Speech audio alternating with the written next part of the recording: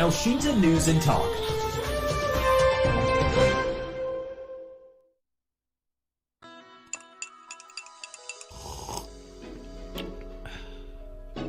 Power Breakfast. Halo, selamat pagi pendengar dan juga netizen dimanapun Anda berada. Senang sekali saya Berry Hamzah bisa kembali dalam program Power Breakfast.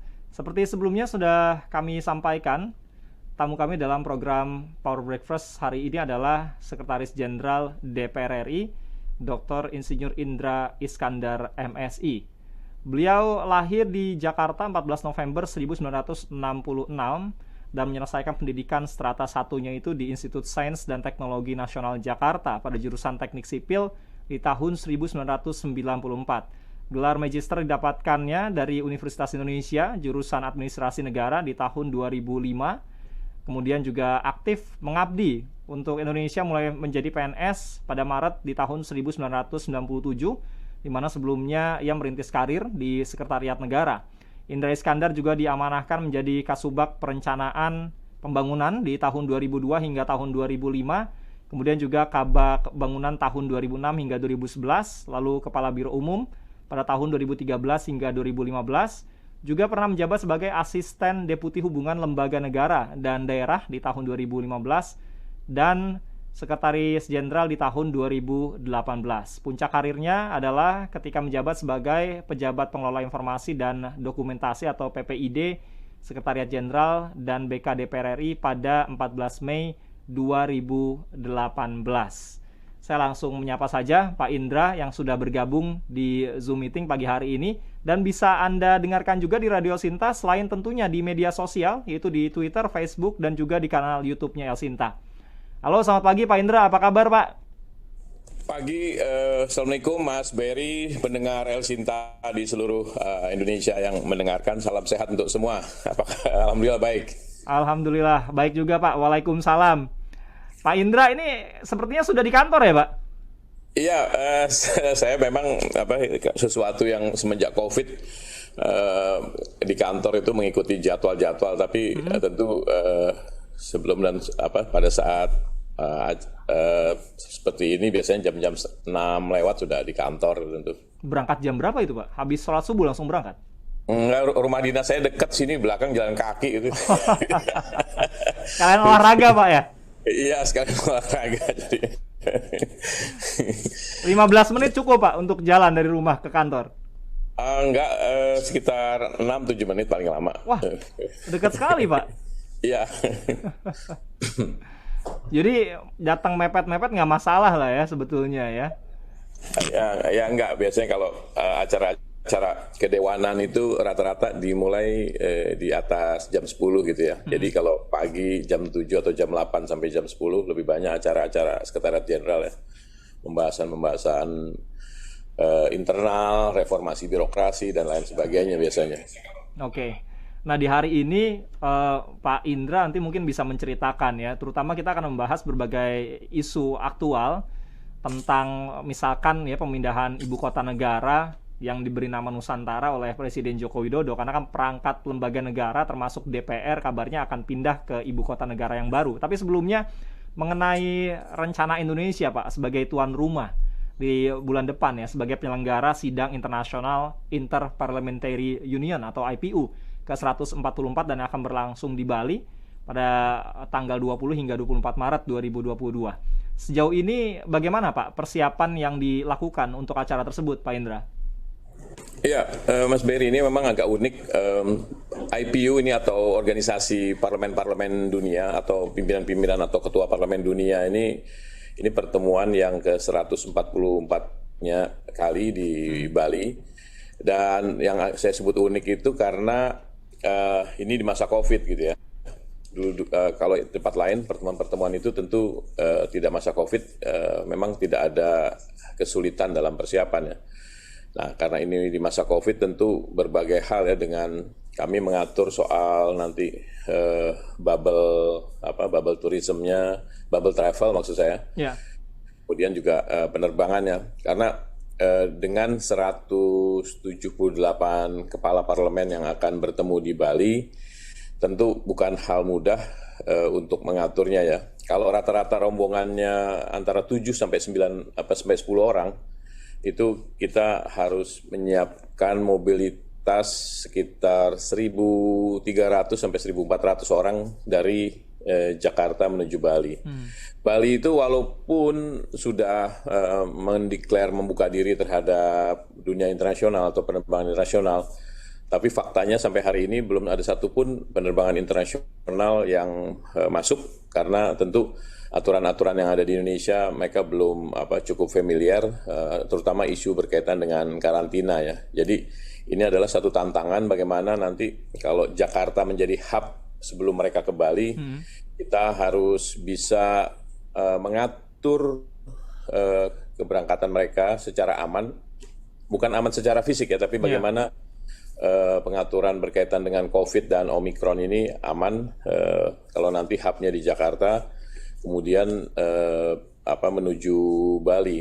Nah, kami sudah melakukan koordinasi tentunya dengan Satgas Nasional BNPB, dengan Satgas Bali, pertemuan dengan maskapai penerbangan lokal Indonesia, kemudian juga dengan Gubernur Bali juga beberapa kali kita sudah melakukan pertemuan untuk mengkoordinasikan itu.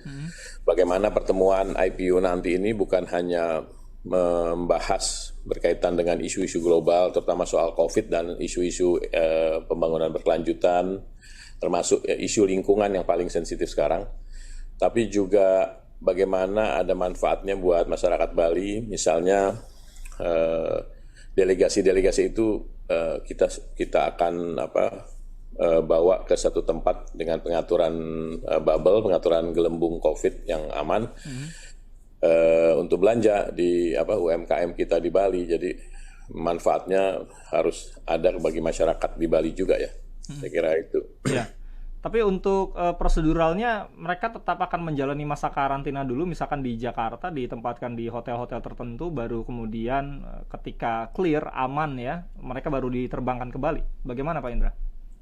Tidak, jadi saya kira berkaitan dengan pengaturan itu menggunakan standar yang sudah ditentukan oleh pemerintah Indonesia, menggunakan sistem bubble ya, sistem gelembung. Jadi mulai mereka datang, kalau nanti di bulan Maret itu sudah landai dan penerbangan internasional ada ke Bali, itu mungkin lebih mudah. Tapi saya menghitung dengan situasi mereka hubnya atau landingnya di Jakarta, itu kedatangan di Jakarta sampai ke Bali itu sudah disepakati dengan Satgas Nasional dengan cara bubble, cara gelembung. Jadi gelembung, mereka masuk dalam satu gelembung pengaturan yang itu nggak boleh ada yang keluar dari gelembung itu, nggak boleh ada yang bocor. Jadi orangnya sama semuanya dalam satu orangnya kesatuan semua sama, orangnya semua sama, mulai dari Jakarta, di pesawat, di hotel, begitu juga pada saat nanti ada acara-acara di gedung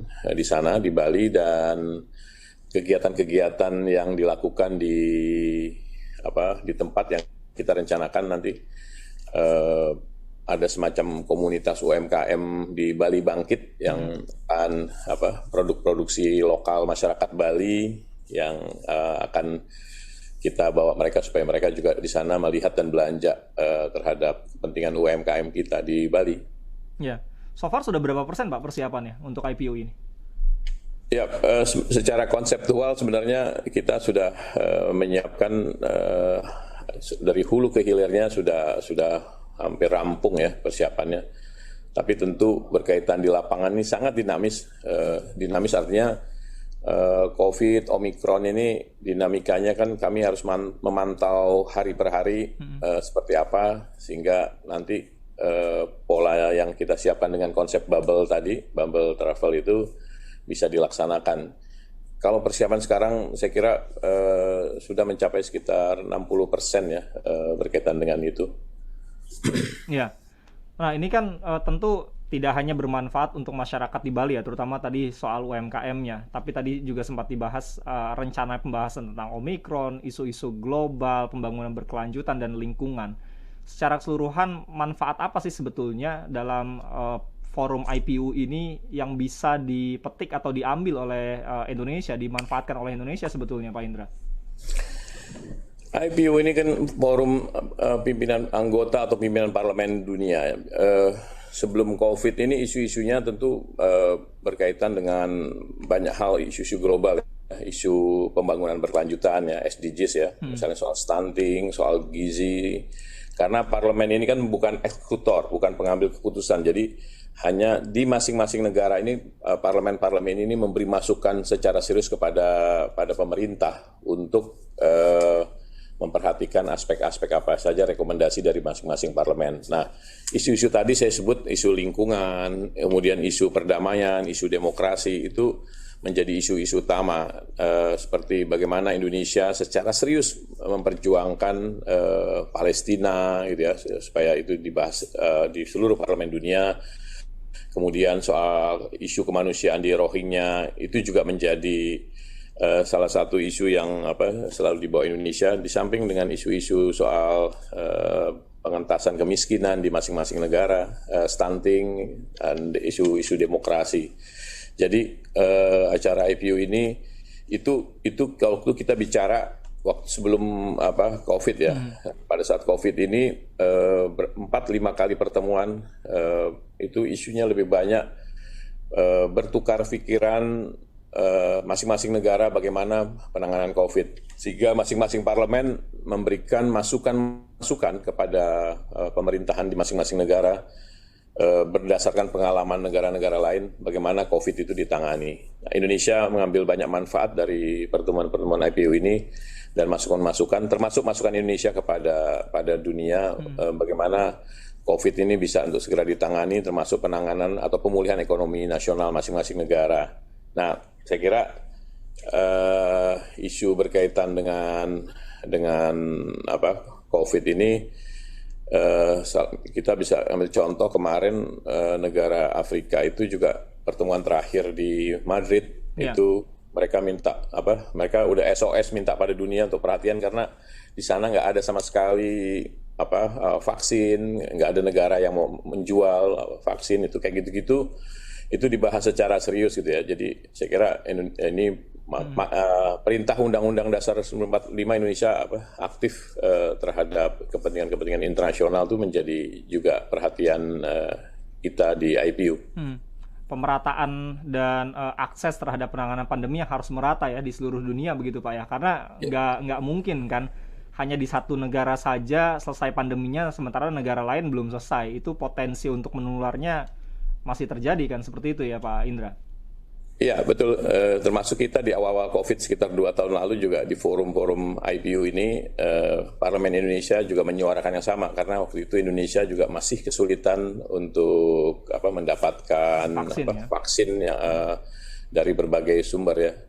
Saya kira di masa COVID ini beberapa kali pertemuan lebih banyak di samping isu soal lingkungan, lanjutan dari protokol Kyoto dan Paris, sebagian besar lebih membahas soal berkaitan penanganan COVID di masing-masing negara, bertukar pikiran, dan Ibu Ketua DPR kita juga sangat berperan aktif memberikan masukan-masukan kepada dunia untuk penanganan serius masalah COVID, karena ini efeknya harus segera terasa karena kalau belum selesai di suatu negara, di negara lain juga akan terus berhati-hati terus jadinya.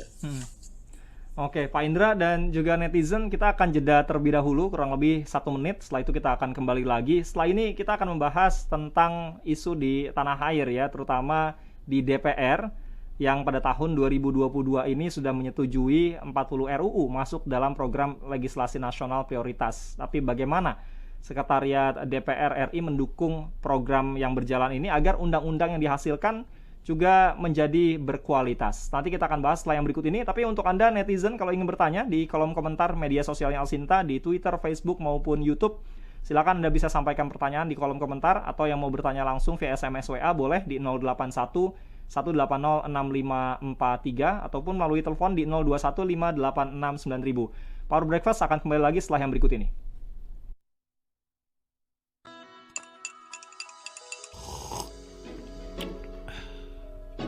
Power Breakfast. Bersama kawanku menyenangkan, bersama keluargaku makin suka. Sejak 1952 mari Regal jadi pilihan kita semua. Nikmatnya Mari Regal, mari. Kamu mau mobil baru, motor baru, HP baru, dan uang tunai? Mau? Siapa yang gak mau? Cobain dulu ini yang baru dari Regal. Regal Choco Mari. Biskuit Mari Regal yang kita semua udah pasti suka. Dilapis coklat Belgia. Nah, setiap pembelian Regal Choco Mari, kita akan dapat kupon berhadiah mobil, motor, handphone, dan uang tunai dengan total nilai 1 miliar. Coklatnya enak banget. Ditambah sama aroma biskuit Mari asli. Jangan lupa gosok kuponnya dan ikutin caranya di kartu undian dan IG Mari Regal Biskuit. Makan enak, sehat, bisa menang lagi. Mari menang!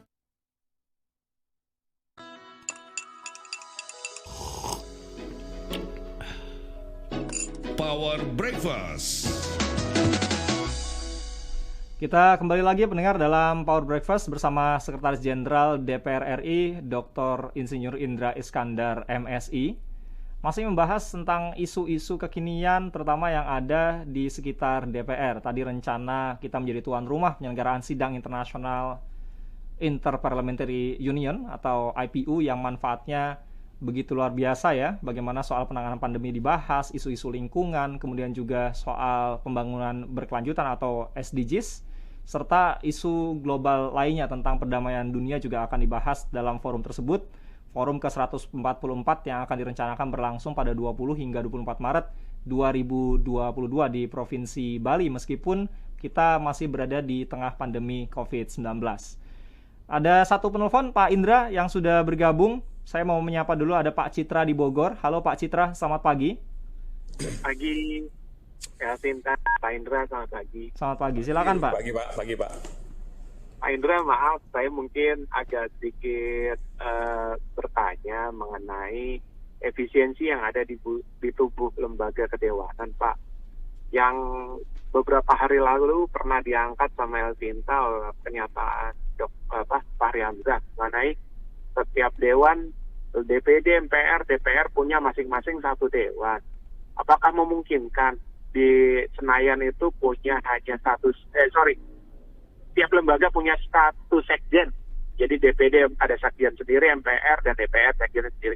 Apakah masing-masing itu bisa di-match satu sekjen multifungsi untuk DPR, MPR dan DPD gitu. Jadi lebih efisien gitu. Sama seperti di lembaga-lembaga lain yang sedang dirampingkan seperti itu. Terima kasih, Pak. Baik, terima kasih Pak Citra. Langsung bisa ditanggapi, Pak.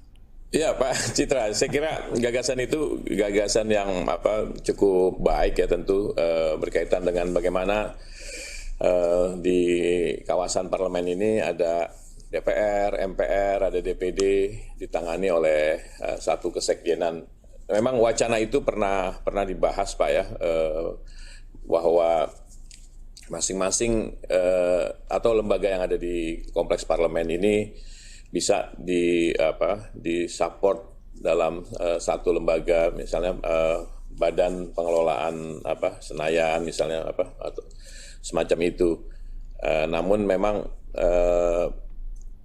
badan semacam ini atau sekretariat jenderal yang semacam ini tentu ini harus diputuskan dalam undang-undang MD3 yang menaunginya ya. Jadi saya kira secara teknis bukan mudah, itu dimungkinkan gitu ya. Tapi memang secara prinsip banyak perbedaan dalam hal dukungan tersebut ya. Kalau DPR ini lebih banyak pada legislasi, kemudian dukungan pengawasan untuk penganggaran. Sementara kalau seperti DPD itu kan lebih banyak mengangkat aspirasi-aspirasi di daerah. Dulu ini kan ada namanya fraksi utusan daerah dulu di lembaga kita. Nah, sekarang nggak ada. Jadi karakteristik itu yang memang sangat berbeda dan itu sangat signifikan. Tapi tentu kalau secara politik ini diputuskan di Undang-Undang MD3, saya kira ini bisa saja Pak Citra untuk berkaitan dengan efisiensi ke depan, dan harusnya nanti akan saya sampaikan juga, mungkin aja nanti kalau di ibu kota baru harusnya ini juga dipikirkan berkaitan dengan efisiensi organisasi atau kelembagaan pendukung di MPR, DPR, DPD semacam ini. Ya, Pak, ngomong-ngomong kesekjenan, Bapak ini kan bertugas ya sekarang ya sebagai sekjen di DPR RI, Pak. Emang sebelumnya cita-citanya mau jadi sekjen atau kerja di pemerintahan atau bagaimana, Pak, sebetulnya, Pak? Ya, dulu saya itu kan berkarir lama di bidang ketatakotaan di Pemprov DKI di awal-awal karir saya gitu ya. Jadi ketika Presiden Gus Dur menjadi presiden, kemudian kita beberapa teman-teman yang dulu aktif di Forum Demokrasi bersama Presiden Gus Dur, mas belum menjadi presiden, kemudian diminta bantu Gus Dur untuk menjembatani berkomunikasi dengan staf-staf di lingkungan Sekretariat Negara. Jadi waktu itu saya dari Pemprov DKI di ketatakotaan kemudian diminta untuk membantu di lingkungan istana. Nah setelah Presiden Gus Dur lengser menjadi presiden lagi. Pimpinan-pimpinan di Seknek waktu itu meminta saya untuk tetap di Seknek aja gitu ya. Jadi saya kira itu awal saya karir di akhir tahun 90-an. Akhirnya nyemplung nih Pak ya, terus di pemerintahan ya. Kemudian ya lama karena bidang saya dulu teknis, makanya di Seknek pun bidang saya lebih banyak awalnya di bidang-bidang teknis sekali ya, dukungan-dukungan umum ya. Nah, terakhir saya ditugaskan menjadi asisten deputi hubungan lembaga negara dan pemerintahan di Seknek. Nah, waktu ada asesmen untuk Sekjen DPR, saya coba ikut dan kemudian Presiden memutuskan saya yang menjadi Sekjen DPR, ya saya jalankan itu secara baik. Itu prosesnya gimana sih Pak? Dari di Sekretariat Negara, kemudian asesmen untuk jadi sekjen, itu prosesnya panjang ya Pak? Apa yang dipersiapkan waktu itu Pak? Sekarang ini sebenarnya dengan undang-undang ASN itu sebenarnya sudah hampir tidak ada lagi sekat-sekat tembok-tembok ya. Jadi kita bekerja dimanapun, di instansi pemerintah manapun, ASN itu bisa dengan mudah berpindah-pindah ke instansi lain kalau ada kesempatan dan memenuhi syarat asesmen gitu ya. Jadi karirnya lebih gampang lah ya paling nggak sekarang gitu ya untuk ASN. Untuk karir lebih mudah, tapi tentu untuk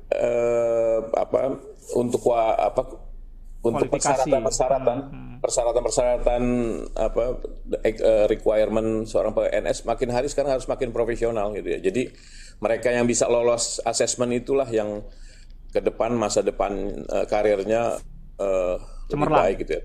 Atau cemerlang, artinya apa? Dia harus bisa inovasi, dia harus bisa kolaborasi, dia harus bisa kerja tim, dia harus punya kemampuan yang baik dalam memahami pekerjaan. Jadi ke depan ini saya kira dunia ASN tuh sudah semakin profesional gitu ya, dan semakin rigid, nggak ada lagi. Ikutin perkembangan zaman lah ya, nggak kaku-kaku banget kayak dulu misalkan gitu ya Pak. Saya kira kalau nanti dengar cerita dari ASN yang sekarang untuk masuk tes masuk ASN sekarang jauh lebih sulit dari masuk perusahaan-perusahaan swasta. Saya pastikan itu. Mulai dari psikotesnya, TOEFL bahasa Inggrisnya, seleksinya, wawancaranya itu jauh lebih sulit dengan swasta. Tapi juga memang untuk kesejahteraannya sekarang ini memang sudah jauh lebih bagus dari dulu ya. Yang sekarang ini ya untuk hidup sebulan cukup lah ya. Kalau dulu itu seminggu 2 minggu kadang-kadang kita mulai mantap makan tabungan ya. Kalau sekarang kita bisa lah sedikit-sedikit nabung lah gitu ya. Alhamdulillah. Ini pendengar El Sinta, netizen yang dengar ceritanya Pak Indra makin mantap lagi nih. Saya mau jadi kayak Pak Indra deh. Mungkin punya target juga jadi sekjen ya di DPR. Ya. Kita ke Pak Hari dulu di Cempaka Putih, Jakarta Pusat. Nanti kita ngobrol-ngobrol lagi soal di DPR, termasuk juga tentang Pak Indra sendiri ya, secara pribadi, jenjang karir dan pendidikan. Nanti kita bahas lagi. Saya ke Pak Hari dulu di Cempaka Putih, Jakarta Pusat. Halo Pak Hari, selamat pagi Pak. Selamat pagi Mas Berry, El Cinta. Ya, silakan Pak. Pagi Pak Hari. Pak Indra. Selamat pagi. Pagi. Ya. Pak, saya mau bertanya Pak, dari 44 RUU yang disahkan itu, kok saya nggak pernah lihat tuh udah 10 tahun, udah mau 10 tahun ya, RUU migas itu nggak muncul gitu. Harusnya dikasih penjelasan gitu loh Pak, karena nih RUU migas ini kan penting untuk kepastian hukum investasi di bidang migas di Indonesia. Karena penerimaan negara dari migas ini seperti tahun 70 itu kan ada undang-undangnya Pak ya, yang dikuasakan pertambangannya oleh Pertamina gitu. Itu menyangkut pasal 33 ayat 3 itu Pak. Jadi tolong dijelasin ya Pak, RUU migas ini udah mau 10 tahun, investor pada kabur semua Pak. Gitu Pak. Mudah-mudahan enggak Pak. Mas Berry, ya. Oke, terima kasih Pak Hari di Cempaka Putih. Ini harusnya anggota Komisi 7 DPR yang bisa jelasin. Tapi saya nggak tahu, Kesekjenan bisa jelasin juga nggak nih Pak? Silakan Pak. Ya, jadi saya kira benar yang disampaikan Mas Berry bahwa ini harusnya menjelaskan dari Komisi 7 DPR ya. Tapi apa yang disampaikan Pak Hari tadi di Cempaka Putih tentu ini akan saya catat dan saya sampaikan kepada pimpinan atau Ketua Komisi 7 karena memang kami dari Sekretariat Jenderal dan Badan Keahlian memberi dukungan kepada Dewan dalam pembahasan undang-undang itu dari aspek strategiknya ya. Tapi kalau substansinya itu tentu itu ada di Dewan. Wilayahnya komisi lah ya, masing-masing Mbak ya. Memang soal migas ini juga kemarin beririsan dengan RUU Minerba yang sudah disahkan kemarin ya. Jadi kadang-kadang usul inisiatif tentang itu, jadi undang-undang ini itu tidak akan terjadi kalau tidak ada kesepakatan antara eksekutif dan legislatif gitu ya. Pemerintah setuju, DPR enggak, itu juga nggak terjadi. DPR ngotot, pemerintah enggak juga nggak terjadi. Jadi memang Pak Hari di belakang layar banyak hal yang sulit dijelaskan ya, karena tentu dari DPR sendiri itu kan ada 9 fraksi ya, semua punya agenda bagaimana menata sesuatu ya berkaitan dengan migas gitu ya, termasuk yang energi baru dan terbarukan gitu ya. Begitu juga pemerintah gitu ya, tentu pemerintah punya hitungan tersendiri terhadap satu undang-undang. Jadi saya kira mungkin memang yang perlu dilakukan menurut saya ke depan adalah untuk memperbanyak uji publik terhadap setiap RUU yang digulirkan ya. Saya kira tadi kalau isu migas itu juga memang isu yang sangat penting karena itu berkaitan dengan Indonesia ke depan. Nah pun mungkin secara politik tentu saya nggak akan mendalami, tapi nanti akan ini Pak Hari akan saya sampaikan kepada Ketua Komisi 7 berkaitan dengan isu ini. Ya, mungkin nanti kita bisa coba hadirkan juga ya di Power Breakfast nih Ketua Komisi 7 ya, atau masing-masing Ketua Komisi jadi tamunya Power Breakfast, kita bisa ngobrol ringan-ringan atau yang berat-berat juga ya. Nanti soal kebijakan-kebijakan di masing-masing komisi dan perundang-undangan yang dibahas. Saya kira itu menarik isunya. Iya. Kita jeda lagi Pak. Nanti kita bahas lagi yang berat-berat tentang 40 RUU tadi ya, yang masuk program legislasi nasional. Tapi saya penasaran juga nih, tadi di awal mungkin nanti kita bahas juga ya tentang latar belakang pendidikan dan sekarang masuk di Kesekjenan DPR dan kabarnya Pak Indra ini sedang kuliah lagi S2. Tapi nanti kita bahas, padahal sudah S3 loh, tapi masih ngejar S2 juga. Kita bahas setelah kita dengarkan El Cinta News Update berikut ini.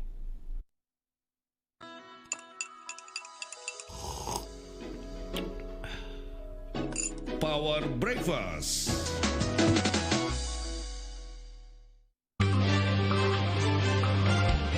El Cinta Update.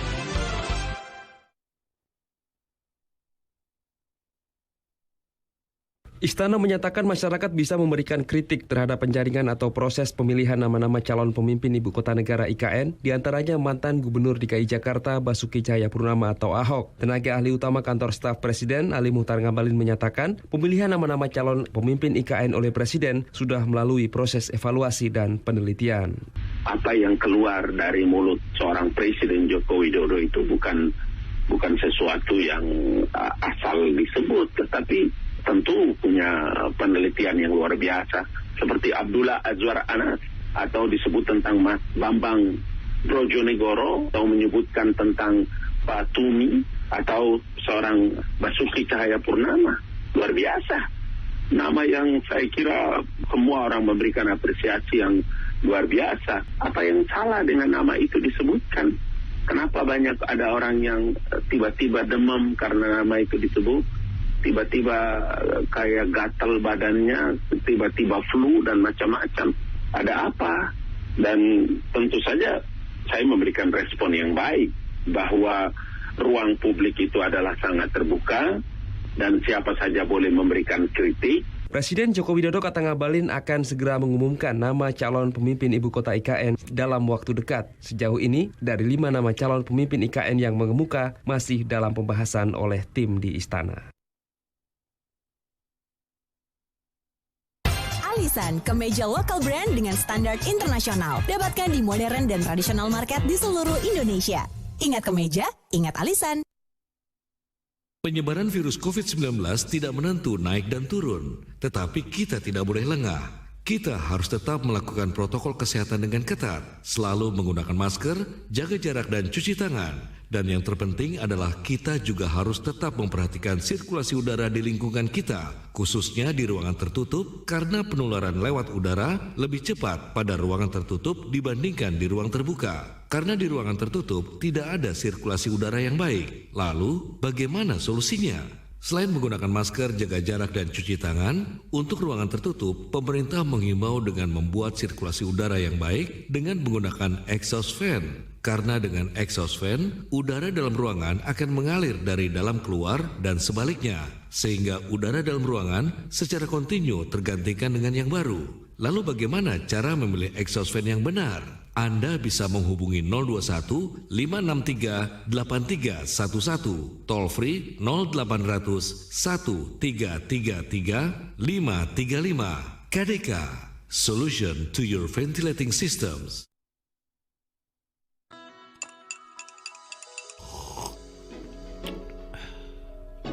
Power Breakfast. Kita kembali lagi dalam Power Breakfast. Saya masih ngobrol-ngobrol bersama Sekretaris Jenderal DPR RI, Dr. Insinyur Indra Iskandar, MSI. Nah, Pak Indra, tadi dalam El Sinta News Update disinggung, Pak, soal ibu kota negara yang baru ya, Nusantara di Kalimantan Timur. Udah siap, Pak, mau pindah?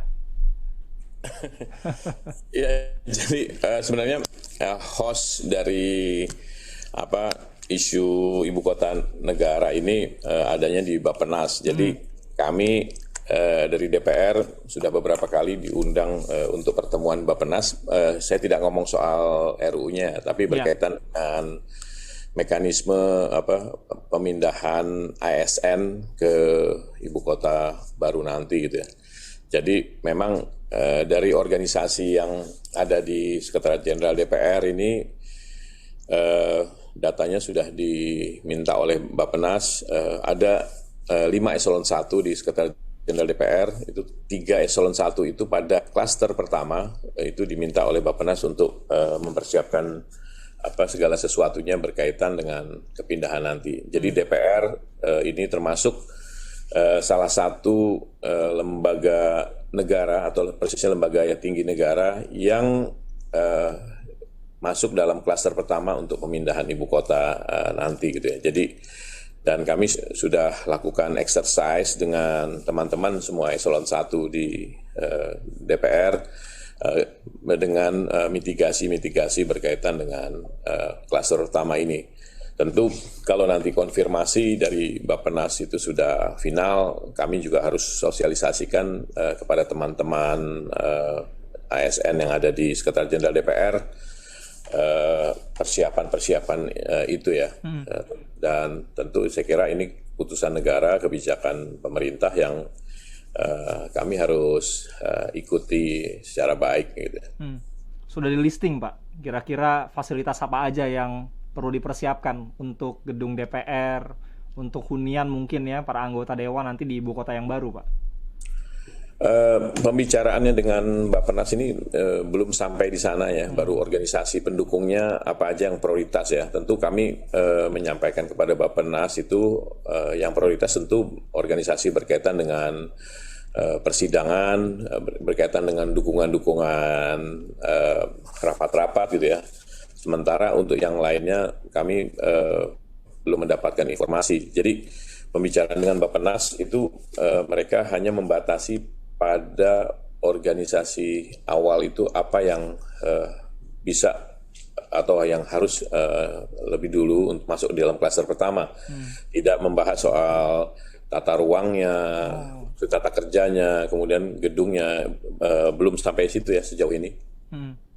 Walaupun belum ke arah sana, tapi berarti untuk gedung DPR yang sekarang nggak jadi direnovasi dong Pak? Karena kan persiapan dalam rangka mau pindah ibu kota negara yang baru. Karena kan sebelumnya kan ada rencana ya tentang usulan renovasi gedung DPR karena mungkin melihat dari sisi usia yang sudah tua Pak. Gimana Pak? Iya, kalau untuk mungkin saya agak sedikit koreksi ya Mas Berry ya. Jadi bukan renovasi tapi waktu itu pembangunan gedung baru DPR ya. Karena memang gedung DPR yang sekarang ini dulu dirancang untuk sekitar 800 orang ya dulunya dirancangnya itu ya. Nah sekarang itu yang bekerja setiap hari ada sekitar 11.000 orang gitu ya. Jadi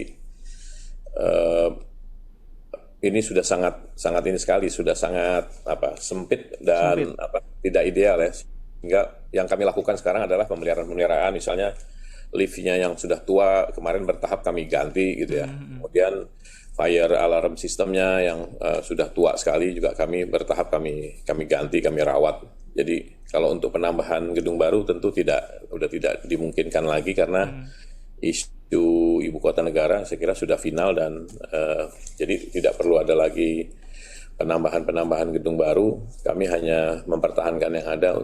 Pemeliharaan aja berarti Pak ya? Dan perbaikan perbaruan gitu ya? Iya, betul. Berarti nanti lebih kepada bagaimana rancangan gedung DPR yang baru nanti di ibu kota negara ini bisa memfasilitasi sekitar 11.000 orang yang bekerja di dalamnya kan? Seperti itu ya? Kalau dengan tenaga ahli itu ya mungkin sekitar begitu ya.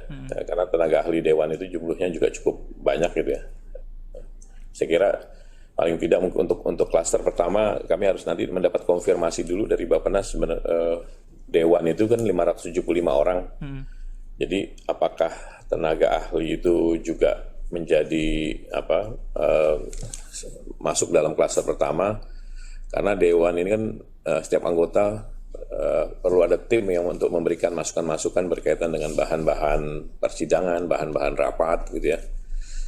Jadi saya kira pembicaraannya belum sampai sana ya, baru yang diharapkan adalah di sistem dukungan ini aja oleh Bappenas untuk dimintakan informasinya. Ya terus terang sekarang ini hostnya adalah di Bappenas ya. Tapi kalau secara pribadi sebagai ASN siap lah Pak ya ditempatkan di mana saja Pak ya. Ya saya kira tantangan menarik lah ya gitu. Di penghujung usia hidup kita masih bisa melihat bagaimana Indonesia ke depan dengan ibu kota baru. Tentu saya kira ini tantangan dan pengalaman menarik bukan cuma untuk saya tapi juga buat teman-teman kami juga. Saya kira menarik lah ininya isunya. Tapi sudah pernah ke Penajam Pasar Utara Pak di Kaltim Pak? Sudah pernah main ke sana? Ya kami di awal-awal hanya ini aja ya, belum masuk ke titik lokasi pembangunan ya, belum ya. Ya. Tapi yang namanya kerja mungkin kunjungan ke sana, mendampingi dewan dan lain sebagainya pernah dilakukan Pak ya? Ya kemarin di awal-awal pembahasan RUU IKN ya. IKN itu memang ada kami dari tim itu ada peninjauan juga terhadap itu ya, terhadap lokasi ibu kota negara. Baik, kita ke penelpon terakhir ya Pak Indra. Ada Pak Zen Nasution di Tebet. Halo Pak Zen. Terputus Pak Zen, penelponnya saya cukupkan. Nah ini sekarang gilirannya kita membahas tentang fasilitas pendukung ya dari kesekjenan mungkin yang mengakomodir kebutuhan-kebutuhan para anggota dewan. Apalagi kan di tahun 2022 ini Pak ya, DPR RI tadi saya sampaikan menyetujui ada 40 RUU yang masuk ke dalam program legislasi nasional. Nah, bagaimana Sekretariat DPR ini mendukung program-program agar undang-undang yang dihasilkan nanti berkualitas, Pak? Ya, paling tidak dari Sekretariat Jenderal dan Badan Keahlian di DPR ini ada saya mencatat paling nggak 3 hal gitu yang menjadi tugas utama kami untuk mendukung berkualitasnya satu keputusan ya. Yang pertama, kami mendorong dan memfasilitasi terus yang disebut dengan konsultasi publik ya dengan stakeholder berkaitan dengan pembahasan satu RUU gitu ya. Jadi memang dari Badan Legislasi DPR ini belakangan ini sangat rajin untuk melibatkan publik gitu, perguruan tinggi, kampus-kampus gitu ya, LSM untuk meminta masukan-masukan berkaitan dengan satu RUU yang dibahas gitu ya. Kemudian yang kedua adalah kami dari Badan Keahlian juga itu memberikan pendampingan kepada Dewan, pendampingan tenaga ahli kepada Dewan, tim ahli peneliti kami kepada Dewan dan perancang undang-undang untuk memberikan masukan-masukan gitu ya. Dan yang ketiga, di samping dari fraksi-fraksi membuat daftar inventarisasi masalah, kami dari Badan Keahlian juga menyiapkan semacam DIM, daftar inventarisasi masalah sandingan gitu ya. Jadi semua fraksi kalau pembahasan RUU, semua fraksi membuat daftar inventarisasi masalah gitu ya. Nah, kami pun membuat sandingan juga daftar inventarisasi masalah untuk memperkuat masukan-masukan kepada Dewan.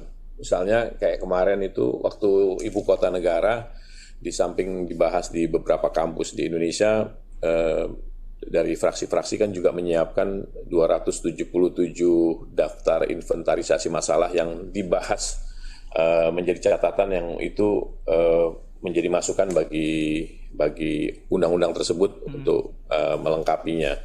Jadi 3 hal itu yang sebenarnya secara intens kami lakukan untuk peningkatan kualitas undang-undang yang disahkan itu ya. Tapi ada fasilitas yang baru nggak sih Pak yang diberikan sekretariat? Saya kira di masa COVID ini nggak ada yang baru ya. Kita sudah 2 tahun ini menjalankan sesuatu itu yang disebut dengan new normal waktu itu ya. Hybrid jadi ya. New normal ini sudah menjadi situasi keseharian cara kerja Dewan gitu ya. Dulu pembahasan undang-undang itu untuk menyatukan pendapat itu agak sulit karena ada anggota yang masih ada di konstituen, di dapilnya dengan program-programnya di konstituen. Sekarang dengan model virtual, model Zoom ini semua anggota Dewan pada saat pembahasan RUU dimanapun mereka bisa lakukan, dan ini justru saatnya masukan-masukan itu jauh lebih komprehensif gitu ya pada masa COVID ini. Dan ini tentu menunjukkan kita tidak boleh menyerah dengan COVID dan halangan-halangan fisik lainnya gitu ya. Saya kira ini situasi ini pelajaran baiknya adalah bahwa ke depan ini karena di tata tertib sudah dirubah juga ya, kehadiran-kehadiran itu tidak harus fisik berkaitan dengan COVID. Justru representasi Dewan ini dalam pembahasan RUU semakin baik menurut saya. Ya. Tapi waktu di awal-awal COVID sempat ada kendala nggak sih Pak? Karena kan semuanya serba baru ya waktu itu. Iya, di awal COVID tentu ada kendala karena di dalam tatip kita rapat-rapat itu kan tidak masuk dengan rapat yang virtual ya. Itu belum masuk dalam tatip. Sekarang dengan adanya tatip yang sudah disesuaikan, tentu dimanapun anggota Dewan sekarang bisa memberikan masukan dan kontribusi terhadap masalah-masalah yang ada dalam pembahasan baik undang-undang, maksud saya fungsi legislasi, fungsi pengawasan dan fungsi anggaran bisa dilakukan dimanapun, dan saya kira sangat produktif sekarang ini. Ya, nah ini tugas sebagai seorang sekretariat jenderal di DPR kan sibuk banget Pak ya, anggota Dewan yang harus diakomodir kebutuhan-kebutuhannya dalam menjalankan fungsi dan tugasnya banyak sekali. Tapi saya dapat bocoran Bapak kabarnya baru saja wisuda nih Pak ya, S2 komunikasi di Unpad Pak, betul Pak? Iya, jadi memang selamat Pak ya, sudah berhasil mendapatkan gelar wisuda S2 Pak ya di Unpad. Iya, dan cum laude Mas Berry. Wah, luar biasa, keren nih. Bisa menginspirasi anak-anak muda berarti nih Pak. Di awal-awal saya menjadi sekjen, saya waktu itu masih menyelesaikan studi doktor saya di IPB. Jadi kemudian saya bisa selesaikan sekitar 1,5 tahun yang lalu lah gitu ya, selesai. S3 waktu itu ya, kemudian sekarang S2. Tapi memang memahami bagaimana komunikasi publik DPR ini tidak mudah gitu ya, sehingga pada saat ada kesempatan ilmu komunikasi politik dibuka di Unpad, tanpa pikir panjang langsung ambil. Saya mencoba mendalami itu gitu. Saya kira DPR ini memang secara komunikasi tentu perlu diperbaiki lah ke depan ini.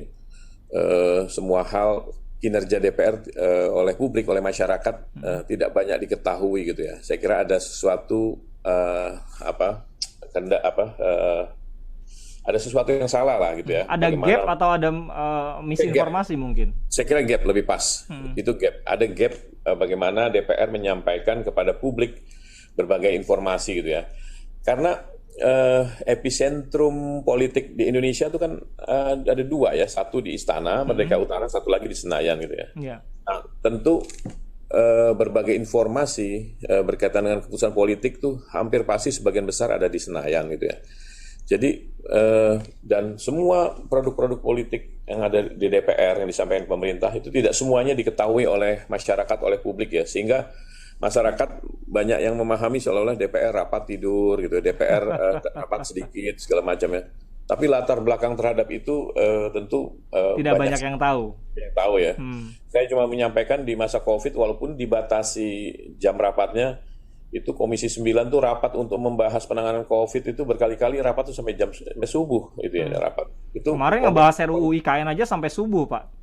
Ya saya kira iya, itu kan? Itu bagian dari komitmen kerja legislasi Dewan DPR untuk masyarakat, untuk publik, dan itu mungkin masyarakat perlu tahu bahwa DPR bekerja. Ya saya nggak mengatakan bahwa 100% anggota DPR itu semua bekerja secara baik, tapi saya yakinkan sebagian besar komitmen DPR itu bekerja untuk masyarakat, untuk publik itu sangat serius, dan tentu saya menyampaikan ini bukan karena saya ada di sini, tapi ini adalah sebuah semacam kesaksian bahwa semua kerja-kerja politik itu dilakukan untuk kepentingan masyarakat gitu ya. Memang banyak hal, misalnya kayak undang-undang IKN itu uji publiknya itu juga dilakukan secara simultan dan memang tentu itu informasi itu harusnya diketahui secara luas gitu ya.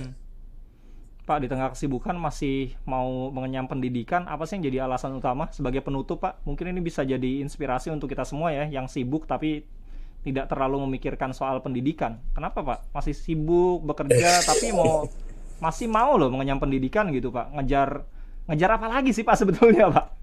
Saya sampaikan tadi kalau waktu saya di Seknek, background saya kan teknis ya, lebih tepat saya teknik sipil backgroundnya, makanya saya belajar soal berkaitan dengan ekosistem bekerja saya tentang kebijakan publik, saya harus pelajari gitu ya. Kemudian pada saat di awal-awal sekjen itu ya saya butuh berbagai kerangka lagi, saya ngambil doktor di IPB tentang manajemen strategik gitu ya.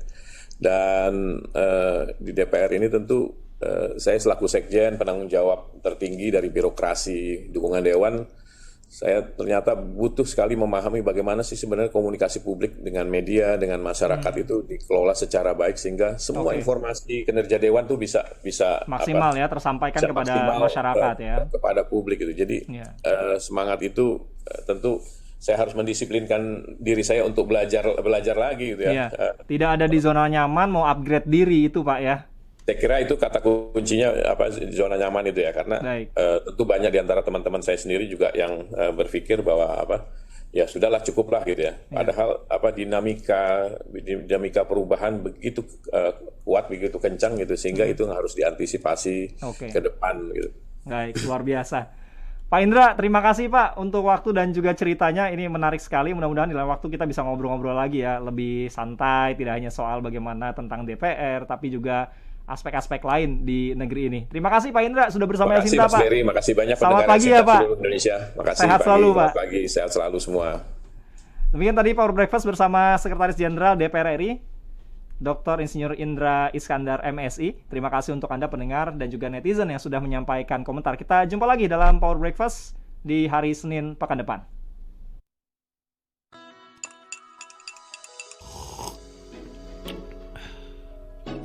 Power Breakfast.